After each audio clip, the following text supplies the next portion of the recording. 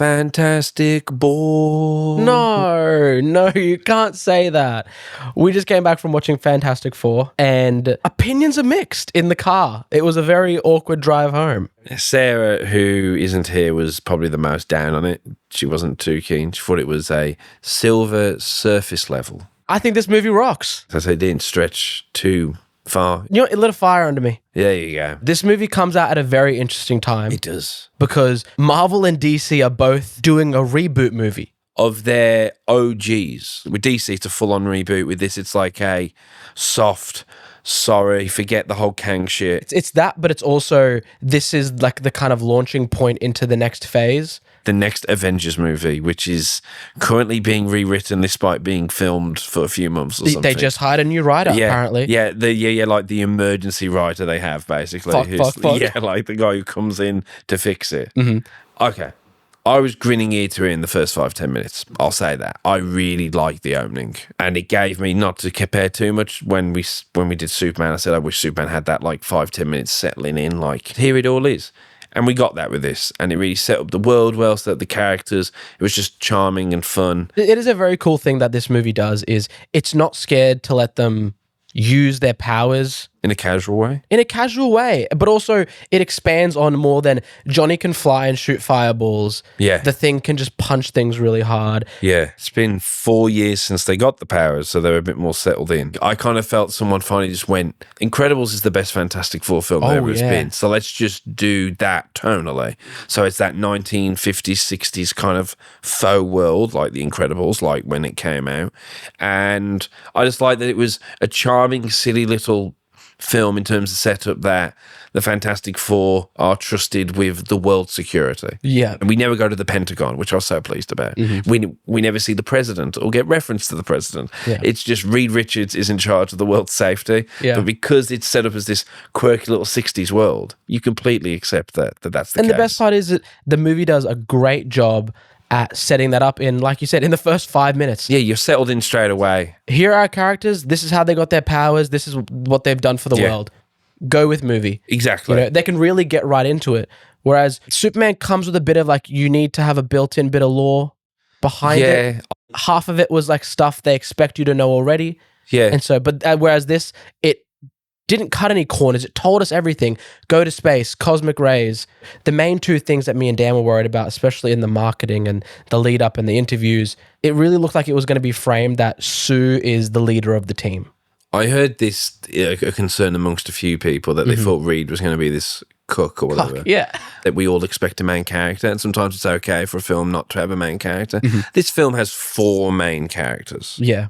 And I'd say your enjoyment on it depends on how much you expect from a film to have character development and growth. Because I think all 4 of these people have moments. Yeah. Like Johnny has a small little thing he's doing. Ben has a small little thing that he's pursuing. But it's all really about the 4 of them interacting and trying to save the day. Yeah. They all really have 25% of a character story. There you go. And it makes up a movie, but no one has a real arc. Exactly. But I think it would just be too drenched, too heavy. Because it's Stan and Jack's Stan's first big idea. And it feels like that. You feel like everything Stan has here, he then went and developed better in X-Men and Spider-Man, and stuff like that. Where I'm here going, this probably would be a really good 30-minute episode a week situation. What are they up to today? Yeah, especially when you're going to use goofy villains and stuff, like you're not scared to. Yeah, exactly. I don't know much about Fantastic Four, but I know Mr. Fantastic is the cleverest person in the universe. And I felt like that here. He's like completely, he's thought about everything. I think it's more Pedro Pascal's playing of the character. It's almost like a Reed that's haunted by knowledge. Yes. Like, firstly, he has to have an answer for everything, but secondly, having the answer for everything terrifies him. He did a good job of making it feel like he's doing 20 other things in his head at all times. So even when he's in the moment, he's already thinking about other things, which I thought Pedro did a good job, like that implied character thing that's there. Yeah. And the other thing I want to touch on is another thing we kind of dreaded or felt going into this, and it might just be an aspect of modern day, is Johnny being a bit toned down in terms of, think back, the first Fantastic Four movie, you're introduced to Chris Evans. We've all got soft spot. I imagine You've got a soft spot for that one. I've got a soft spot for those films. Velvet Revolver's playing. He's on a Harley. He's going down like to NASA.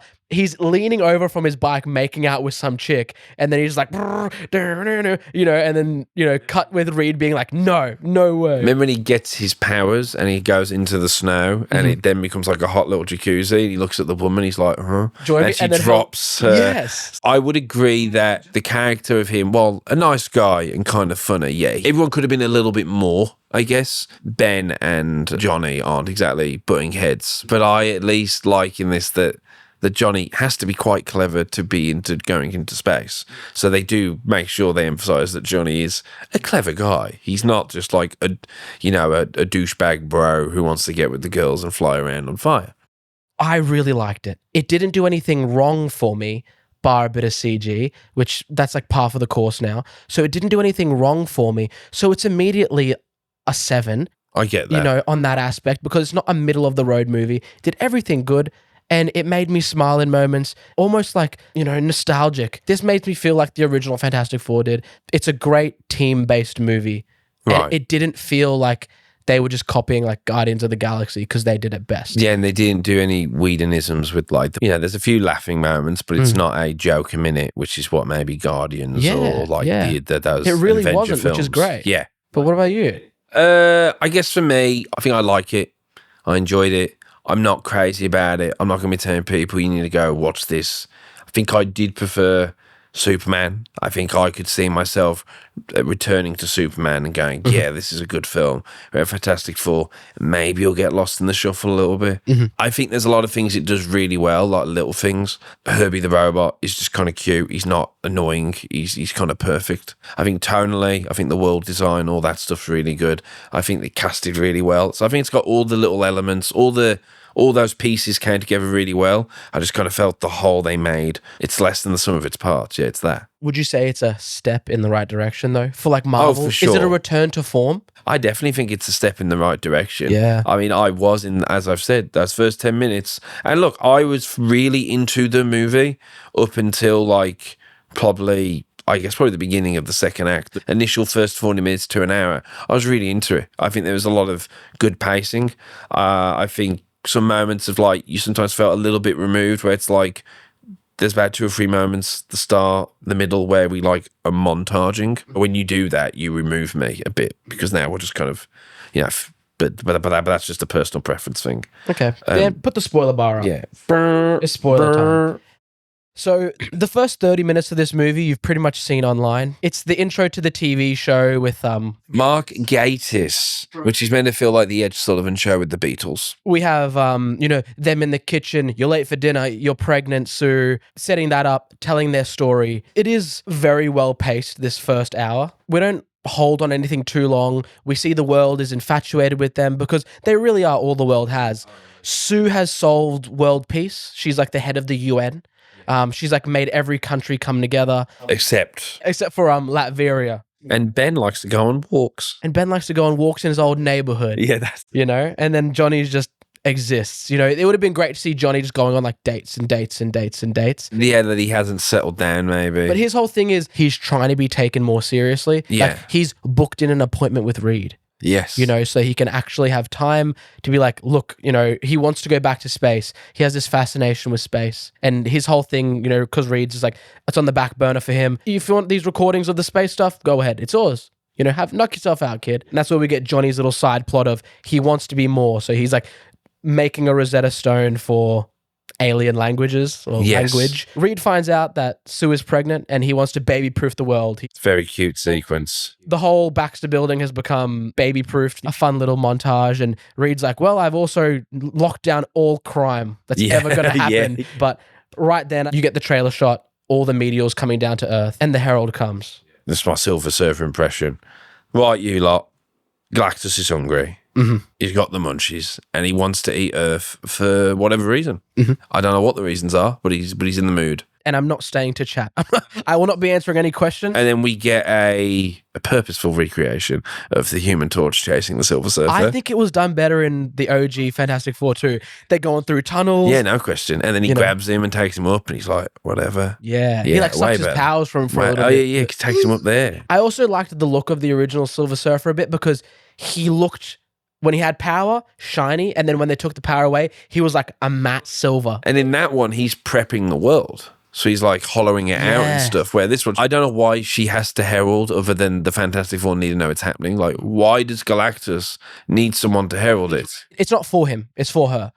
Because it would almost happen to her world, so she's telling people, be with your loved ones. It's not that he's eating it like hand and fist. It's being broken down in his like world machine, then getting fed into him, basically. Yeah. Is what I got from the visual hints. It like gets all broken down into magma and stuff and like piped into him. They go into like an FTL engine, which I love. It's like Mass Effect or like Star Wars Episode 3 where the little ship goes into a bigger ship so it can fly better.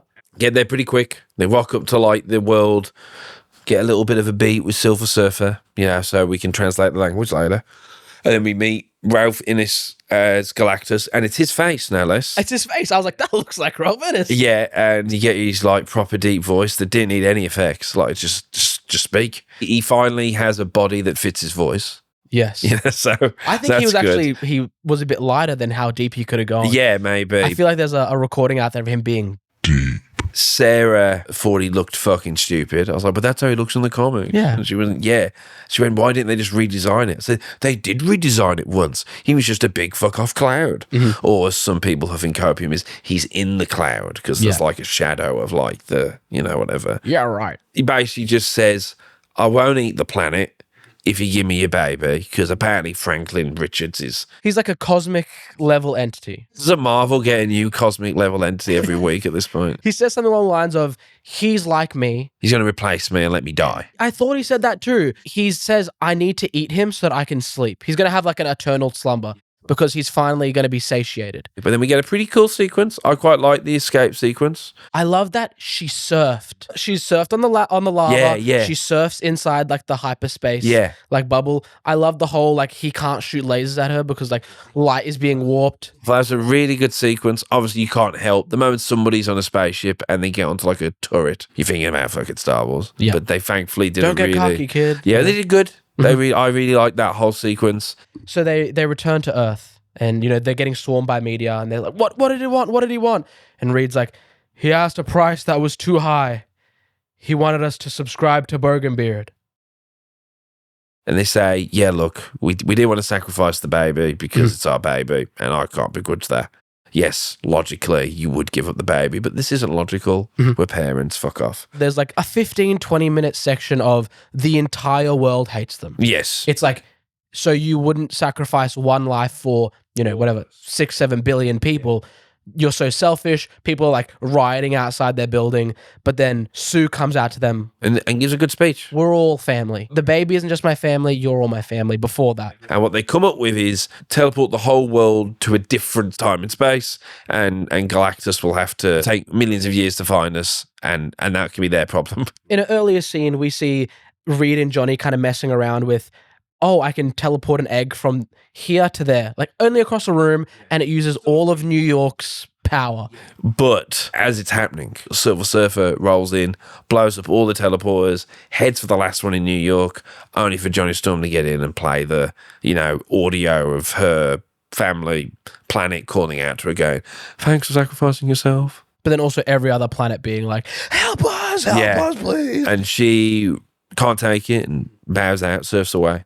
Then Galactus rolls in, and it's that trailer stuff that we've seen in those early trailers. Just banging through the town. The plan is, and it's kind of funny, when they leave the baby on the platform, distract him, quickly switch it, and then when he gets onto the teleporting platform, which he has 37 seconds, cut to... I'm 37? Going to class. Oh, my God.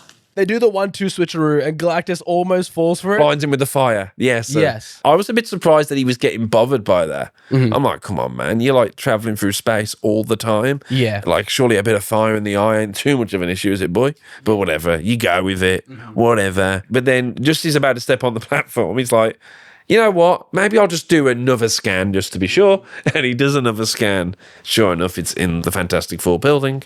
Gets the baby, has the baby on his palm.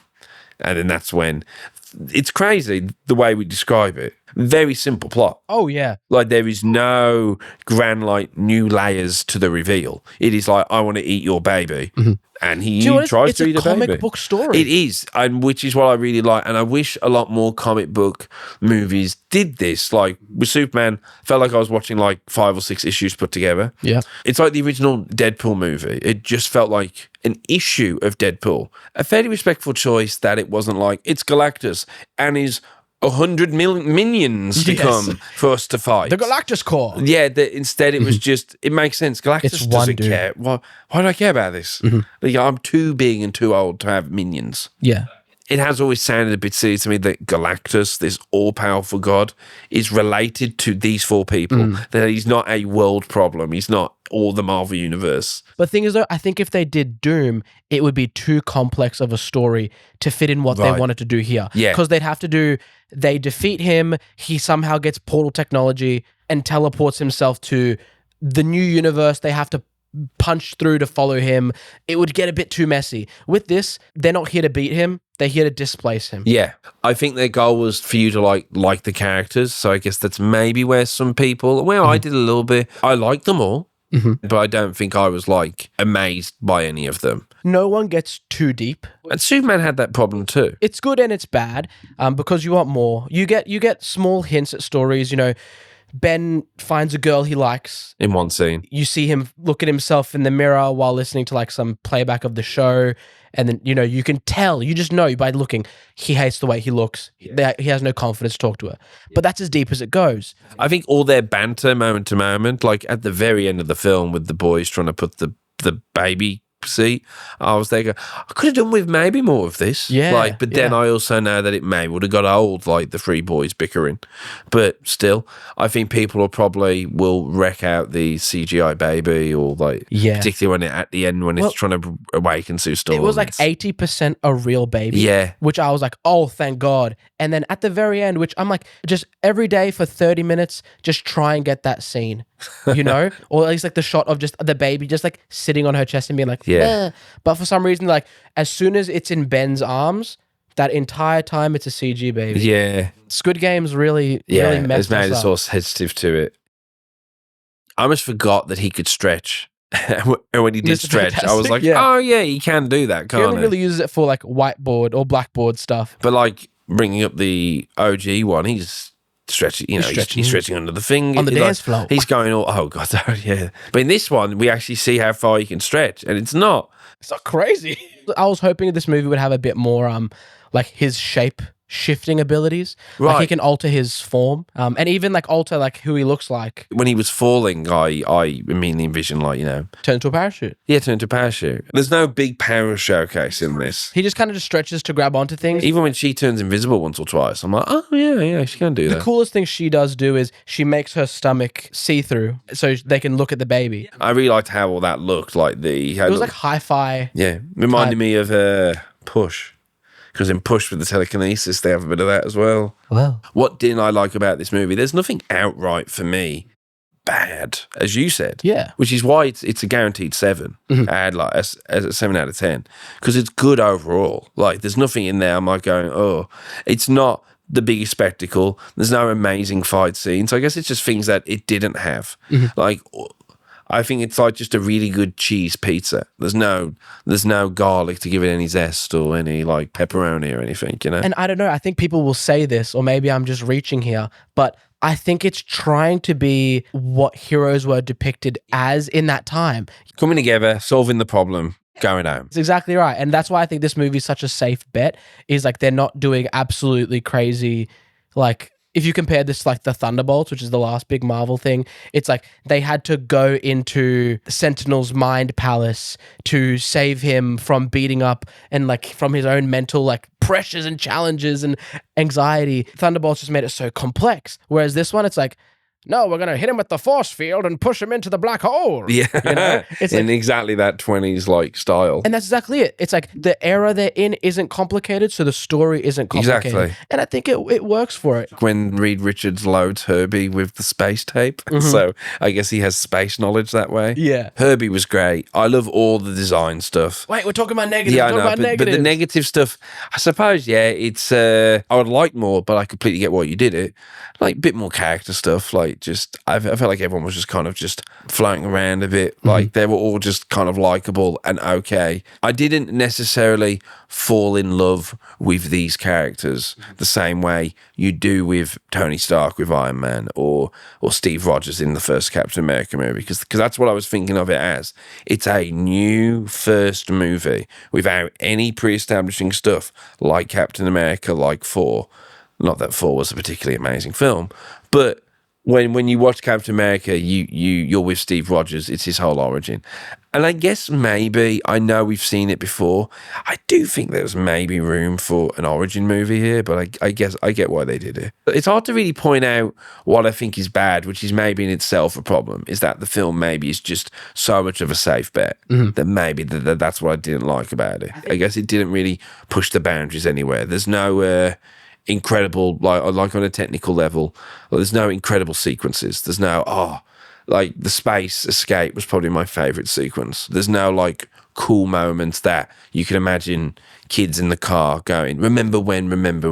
You bitch on the prequels, but they have like 5-10 minute moments of like Darth Maul's fight or General Grievous, where there's no standout cool moment for me. I think the coolest stuff we saw was in the short, like 10-second clips of them being established heroes. Like yes. The one scene where like the train track falls, Sue lifts it, Johnny like swoops in, welds it back together, rescues the kid. It felt like I was watching live action Incredibles. Like it really, I went, oh yeah, of course.